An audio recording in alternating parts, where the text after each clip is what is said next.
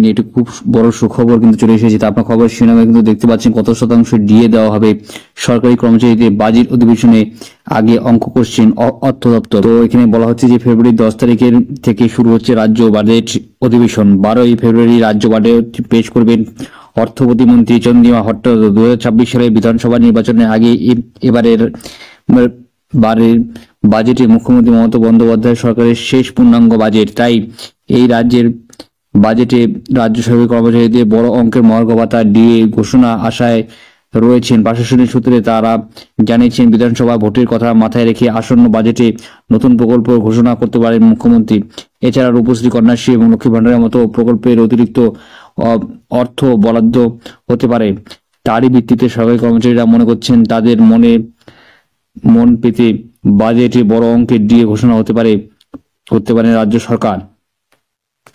সরকারি কর্মচারীদের ডিএ সংক্রান্ত বাসনার কথা অজানা নয় মুখ্যমন্ত্রী। তাই এই বাজেটের অধিবেশনে আপাতত ডিএ নিয়ে অঙ্ক কষতে ব্যস্ত রয়েছে অর্থ দপ্তরের শীর্ষ আধিকারিকরা। সাম্প্রতিক অষ্টম বেতন কমিশনে করার পরে কেন্দ্রীয় সরকারি কর্মচারী এবং পশ্চিমবঙ্গ রাজ্য সরকারি কর্মচারীদের বেতন ও মহার্ঘ ভাতা ডিএ মধ্যে পার্থক্য উল্লেখ্যভাবে বৃদ্ধি পাওয়ার পথে।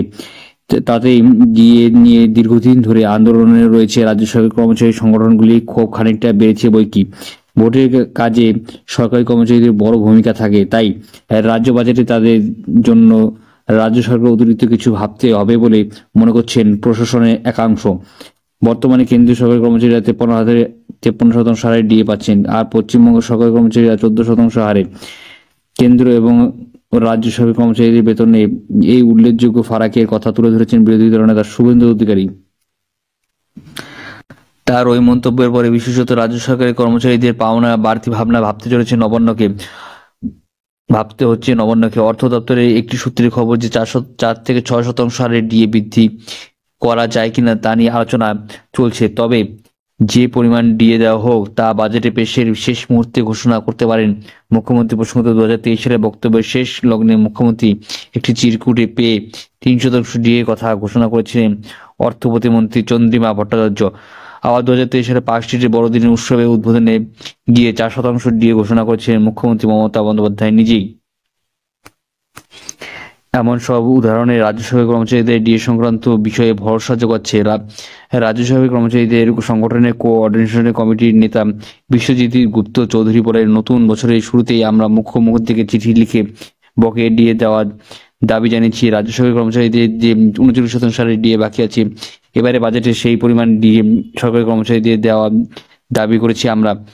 বকেয়া ডিএ গত 2 বছর ধরে আন্দোলনরত সংগ্রামী যৌথ মঞ্চে 30টি সংগঠনের সরকারি কর্মচারীদের আহ্বায়ক ভাস্কর ঘোষ আবার বক্তব্য দিয়ে বলেন, রটনা যে সব সময় রটনা হবে তা কোনো অর্থ নেই। আগে রাজ্য সরকার কর্মচারীদের পূর্ণাঙ্গ বকেয়া ডিএ মিটিয়ে দিক, তারপর না এই বিষয়ে মন্তব্য করা যাবে। তবে গত বছর মুখ্যমন্ত্রী নিজে স্পষ্ট জানিয়েছেন, রাজ্যে সরকার 5.5 লক্ষের বেশি সরকারি শূন্য পদ রয়েছে। সেই বিষয়ে নিজের অবস্থান স্পষ্ট করেও তৃণমূলপন্থী সরকারি কর্মচারী ফেডারেশনের আহ্বায়ক প্রতাপ নায়েক বাজেটে সরকারি কর্মচারীদের ডিএ হবে কিনা সে ব্যাপারে মন্তব্য করতে চাননি।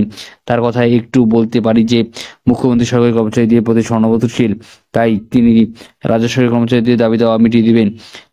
কিন্তু বিরোধী সরকারি কর্মচারী সংগঠনগুলি বলতে চাই, কেন্দ্র সরকার আমাদের রাজ্য সরকারের যে ন্যায্য পাওনা থেকে বঞ্চিত করেছে তা আদায় করতে তারা আন্দোলনে নামুক। সেই আন্দোলনের ফলে রাজ্য সরকার রাজ্যের প্রাপ্ত বকেয়া আদায় হলে তাদের সব দাবি রাজ্য সরকার মেনে নেবে। তার সাথে ভালো হচ্ছে লাইক করবেন, আপনার বন্ধুদের শেয়ার করবেন, চ্যানেল নতুন চ্যানেল সাবস্ক্রাইব করে পাশে বেল অবশ্যই। জয় হিন্দ, বন্দে মাতরম। ধন্যবাদ। দেখা